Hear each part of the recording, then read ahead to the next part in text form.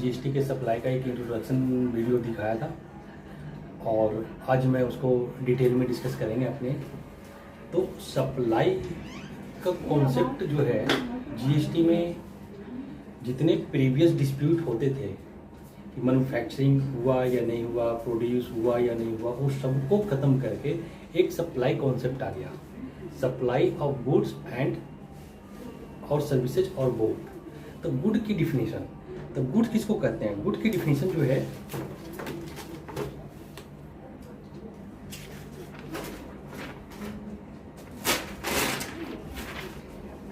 Good की जो definition है, पैरामीटर ऑफ सप्लाई क्या है? पैरामीटर ऑफ सप्लाई, ठीक है। पैरामीटर ऑफ सप्लाई मीन्स है गुड्स एंड सर्विसेज। अब क्वेश्चन ये आता है कि गुड्स में कौन सा इंक्लूड होगा और सर्विस में कौन सा इंक्लूड होगा।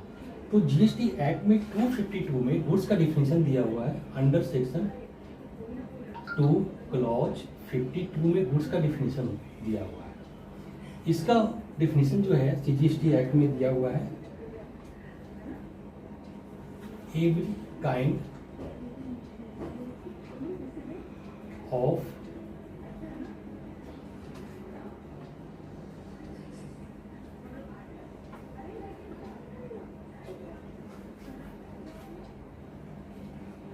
every kind of movable property other than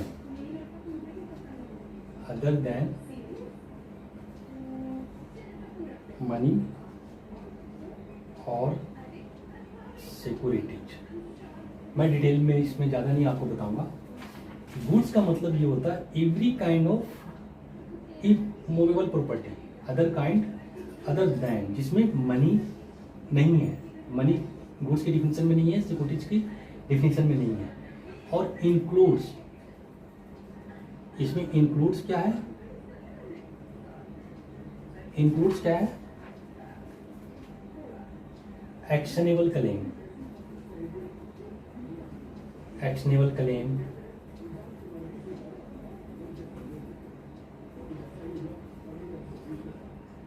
growing crops, grass and things,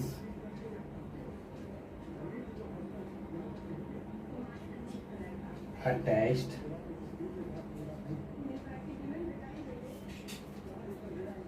to forming part of land which are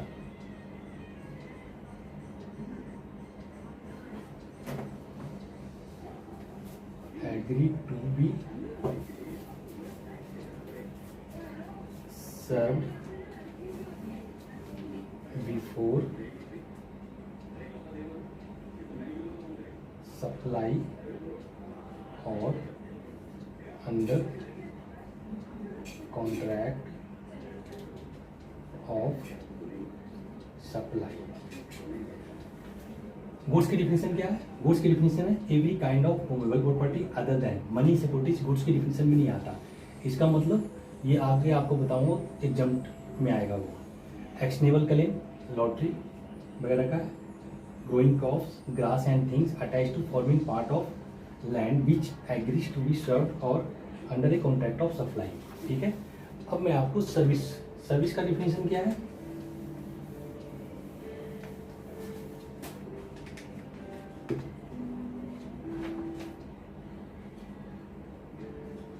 under section 2102 of CGST act 2070 means any things other than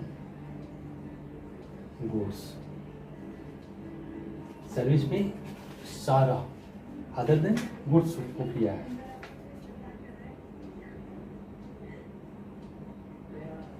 but include activities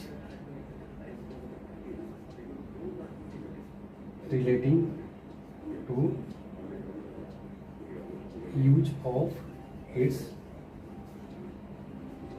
money, FD वगैरह में जो आता है, और it's conversion. ठीक है, इसके आगे आपको किताब में मिल जाएगा।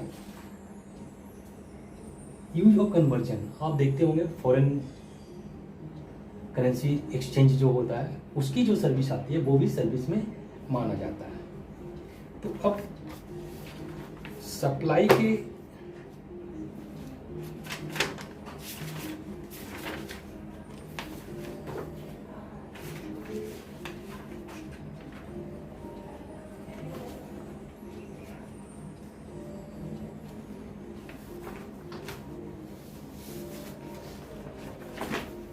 अब सप्लाई का डिफिनीशन, गुड्स की डिफिनीशन हो गई, सर्विस की डिफिनीशन हो गई। अब सप्लाई का डिफिनीशन।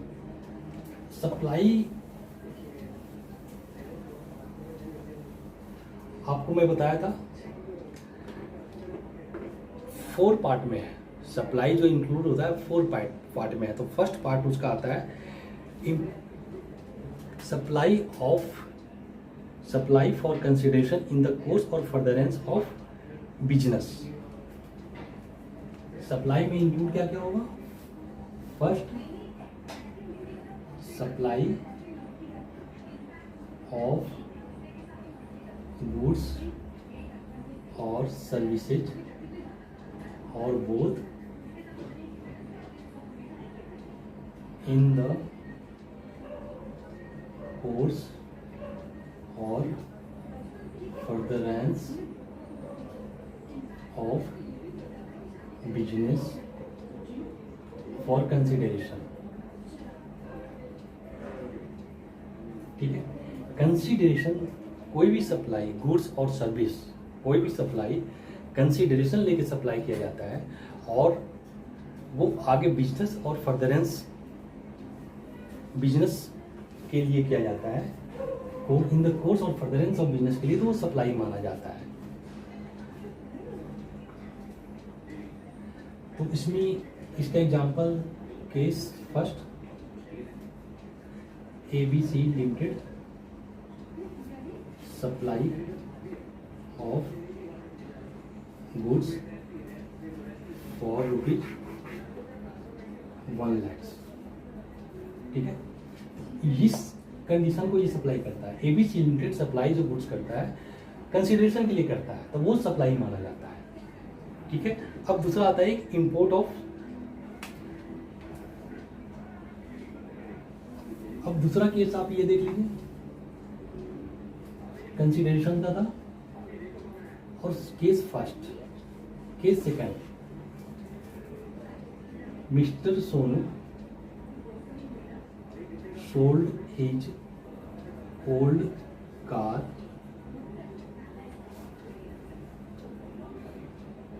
टू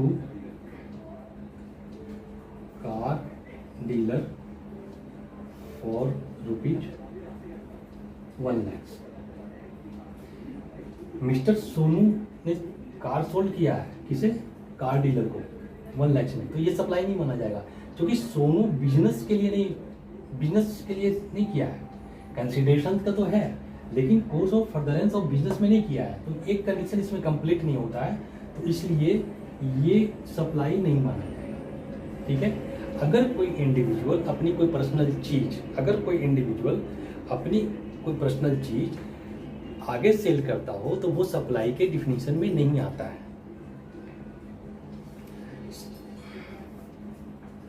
सप्लाई का condition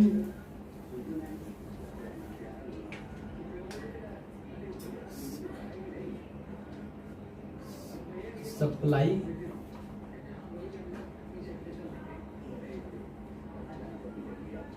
there are two condition है सप्लाई में। अंडर सेक्शन 7(1)(a) में दो कंडीशन है। फर्स्ट कंडीशन क्या है? Supply should be made for consideration, ठीक है। दूसरा क्या है? Supply must be made in the course of business, in the course or furtherance of business, ठीक है। सप्लाई जीएसटी में सप्लाई तभी माना जाता है जब ये दो कंडीशन फुलफिल होगा। Supply should be made in the for consideration, उस सप्लाई के लिए कंसिडरेशन होना चाहिए, और supply must be made in the course और फर्दरेंस ऑफ बिजनेस, बिजनेस के लिए होता हो। अब दूसरा आता है इंपोर्टेशन ऑफ सर्विस क्लॉज। दूसरा सप्लाई क्लॉज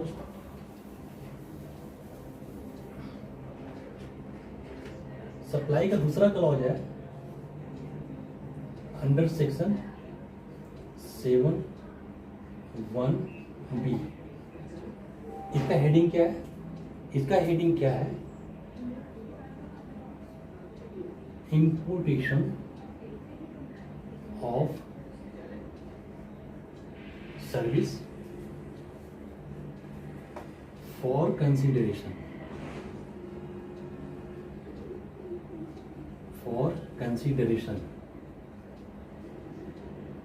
whether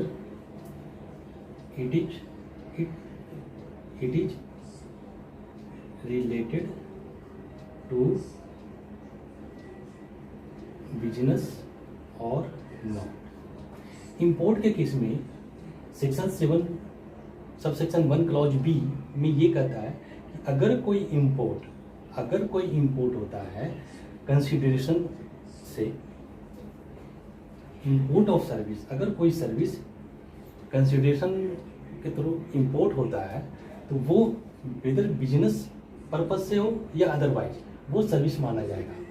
इसमें आपकी केस फर्स्ट एक एग्जांपल आपको देके समझाता हूँ। Case first,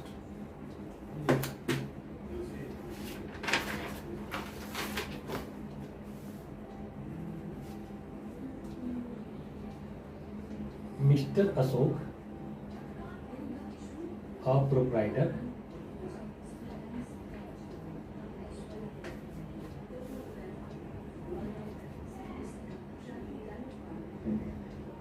was received architect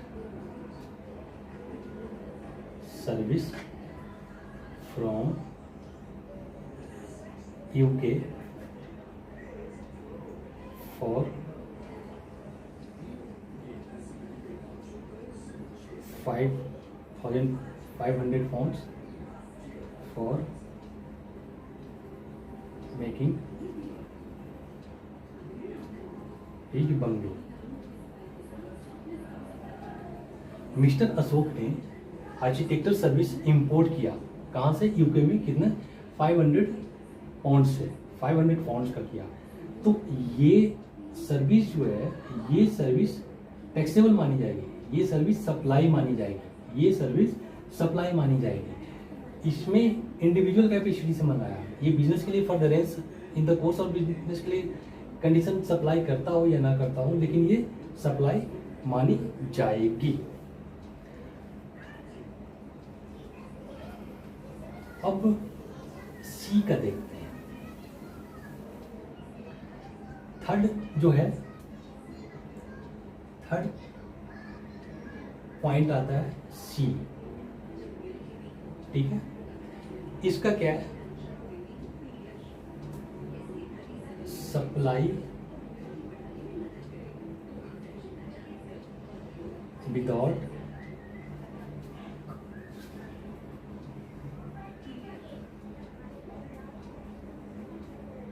consideration read with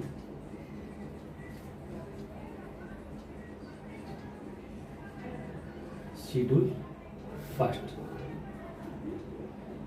section 7 में शेड्यूल फर्स्ट अटैच है जिसमें 4 पॉइंट है, उसमें कंसिडरेशन नहीं भी पे किया गया हो, उसमें कंसिडरेशन नहीं भी पे किया गया हो फॉर गुड्स और सर्विस के लिए, तो भी सप्लाई मानी जाती है। तो इसका एक केस लेते हैं। फर्स्ट, इसमें 4 पॉइंट्स हैं। फर्स्ट क्या है? फर्स्ट उसमें जो है शेड्यूल फर्स्ट के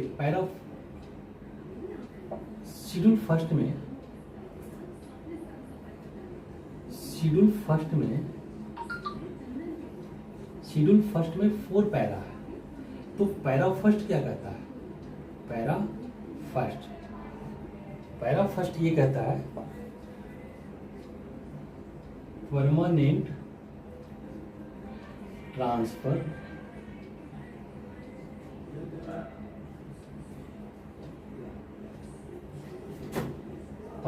ट्रांसफर और डिस्पोजल ऑफ एसेट्स। ठीक है, अगर कोई परमानेंट ट्रांसफर करता है या कोई एसेट्स बेचता है तो भी सप्लाई में माना जाता है, अगर कंसिडरेशन नहीं भी दिया गया हो तो भी। अब उसका एक केस लेते हैं, लेकिन इसमें एक कंडीशन है, ये सप्लाई तभी मानी जाएगी जब इनपुट टैक्स क्रेडिट उस पर ले लिया गया हो। तो अगर कोई एसेट्स पे इनपुट टैक्स क्रेडिट ले लिया गया हो और उसको परमानेंट ट्रांसफर या डिस्पोजल करते हैं विदाउट कंसिडरेशन, तो वो सप्लाई मानी जाएगी। तो उसका केस फर्स्ट में आप देखिए, केस फर्स्ट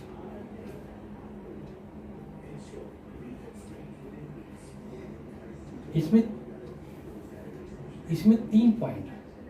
ठीक है, इस पैरा फर्स्ट में, शेड्यूल फर्स्ट के पैरा फर्स्ट में 3 कंडीशन है। कंडीशन 3 है। कंडीशन फर्स्ट क्या है? कंडीशन फर्स्ट है must be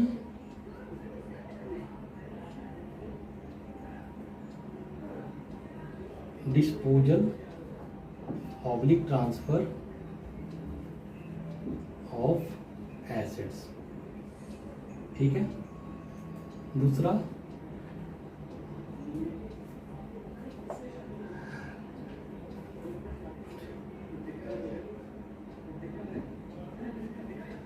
transfer oblique disposal must be permanent. तीसरा ITC has been availed earlier on such assets। इस कंडीशन को परमानेंट सप्लाई मानने के लिए 3 कंडीशन है, और अगर ये 3 कंडीशन होता है, अगर ये 3 कंडीशन फुलफिल होता है तो एनी एसेट्स परमानेंट डिस्पोजल और transfer shall be considered supply as per section 7 clause, as per section 7 1C, तो वो माना जाएगा। फर्स्ट कंडीशन क्या है?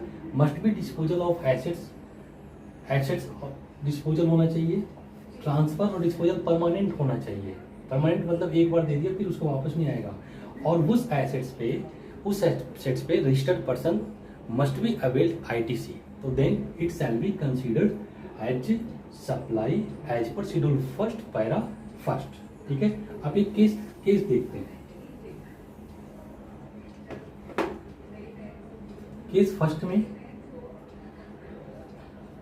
बच्चे इंक भर के लाना। हाँ, तो अब परमानेंट ट्रांसफर और डिस्पोजल ऑफ एसेट्स का एक केस लॉ लेते हैं।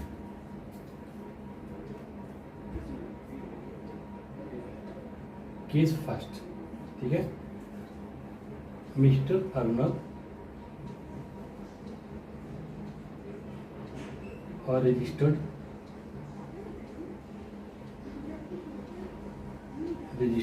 पर्सन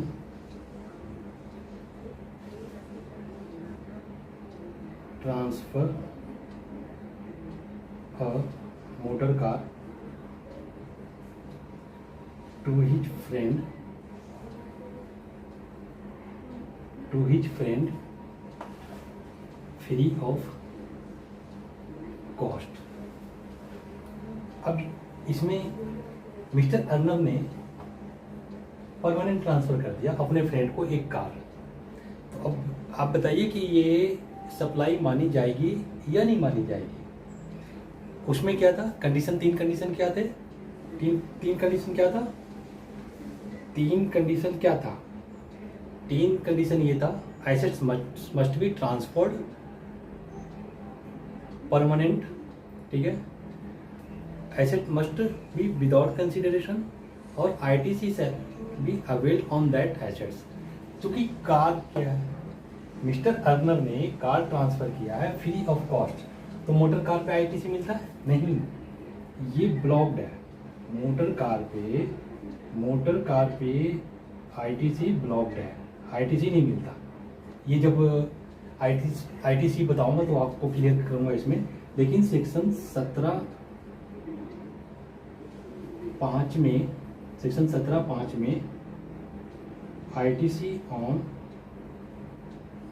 मोटर कार ब्लॉक्ड है, तो ये सप्लाई माना जाएगा, ठीक है।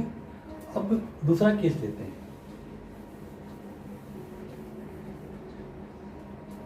Case number 2। केस नंबर 2 में मिस्टर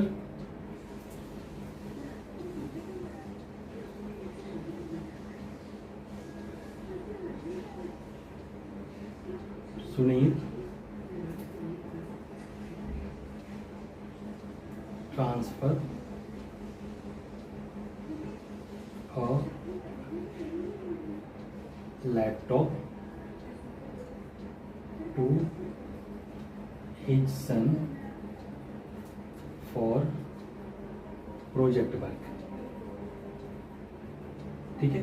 मिस्टर सुनील ने एक लैपटॉप ट्रांसफ़र किया अपने सन को, लैपटॉप पे ITC मिल गया होगा, तो ये सप्लाई में माना जाएगा। Here transfer of laptop by mister Sunil to his son consider as a supply, ठीक है। अब आपको धीरे धीरे सप्लाई का डिफिनेशन समझ में आ रहा होगा। अब पैरा सेकंड में, पैरा फर्स्ट हो गया आपका, पैरा फर्स्ट में सप्लाई आप समझ गए विदाउट कंसिडरेशन। सेक्शन 7(1)(c) में क्या है, तो अब आज के लिए इतना ही। अब इसमें 3 पैरा और रह गया है। फर्स्ट बता दिया आपको, पैरा 2 शेड्यूल फर्स्ट का पैरा 2, सेकंड, थर्ड और फोर्थ वो रह गया, तो वो आपको मैं नेक्स्ट क्लास में बताऊंगा। और सप्लाई जैसे ही ख़त्म होगा फिर आपको समझ में आने लगेगा कि GST है क्या। लोग कह रहे हैं कि GST बहुत हार्ड है, कुछ नहीं है, GST सिंपल है, GST सिंपल है। फिर मैं इस लेक्चर जैसे ही सप्लाई का लेक्चर ख़त्म होगा तो इसका जो MCQ बेस्ड क्वेश्चन होता है वो मैं आपको बता दूंगा। तो फ्रेंड्स, अगर आपको मेरा वीडियो अच्छा लगा हो तो सब्सक्राइब करें, शेयर करें और नोटिफिकेशन का पाने के लिए बेल आइकन ज़रूर दबाएं। Thank you.